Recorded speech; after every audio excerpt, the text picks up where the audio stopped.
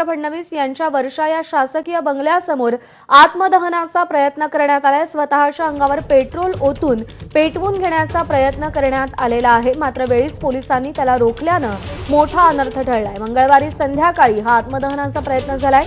या प्रकरणी मलबार हिल पोलिसांनी अजित मेदगी नावाच्या व्यक्तीला ताब्यात घेत त्याच्यावरती गुन्हा दाखल केलाय। अजित हा मूळचा सोलापूरचा असून त्यानं हे टोकाचं पाऊल का उचललं हे अजूनही कळू शकलेलं नाही।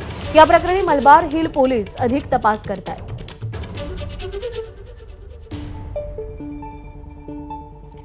वर्षा निवासस्थानासमोर आत्मदहनाचा प्रयत्न झालेला आहे। हा आत्मदहनाचा प्रयत्न नेमका का झाला ते कळू शकलेलं नाहीये, पण मंगळवारी संध्याकाळी हा प्रकार घडल्याचं समोर आलंय। स्वतःच्या अंगावर पेट्रोल ओतून पेटवून घेण्याचा प्रयत्न या तरुणानं केलेला आहे, मात्र वेळीच पोलिसांनी रोखल्यानं मोठा अनर्थ टळलाय। मंगळवारी संध्याकाळचा हा प्रकार आहे। या प्रकरणी मलबार हिल पोलिसांनी अजित मेदगी नावाच्या व्यक्तीला ताब्यात घेत त्याच्यावरती गुन्हा दाखल केलाय। सूरज सावंत आपले प्रतिनिधी सध्या आपल्यासोबत आहेत। सूरज, मंगळवारी संध्याकाळी नेमकं काय घडलं आणि आत्मदहनाचा प्रयत्न का करण्यात आला कळू शकलंय का? खरं तर प्रज्ञा, एक सांगायची गोष्ट म्हणजे हा माणूस सोलापूरचा आहे, अजित मैदगी त्याचं नाव आहे। त्याच्या या आत्मदहनामागचं कारण आमचं स्पष्ट होऊ शकलं नाहीये। काल तो संध्याकाळी मुख्यमंत्र्यांच्या वर्षा या शासकीय निवासस्थानी दाखल झाला होता।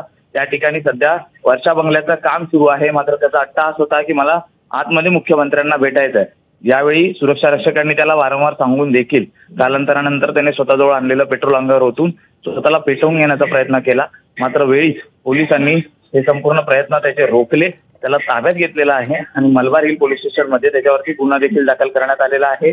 अधिकचा तपास आता पुढचा हा मलबार हिल पोलीस स्टेशन करताना पाहायला मिळत आहे।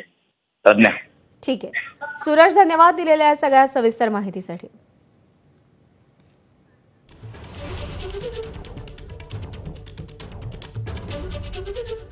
आणि या बातमीसोबत बुलेटिनमध्ये वेळ झाली एक छोटासा ब्रेक घेण्याची। अन्य काही महत्त्वाच्या बातम्या ब्रेकनंतर पाहूया।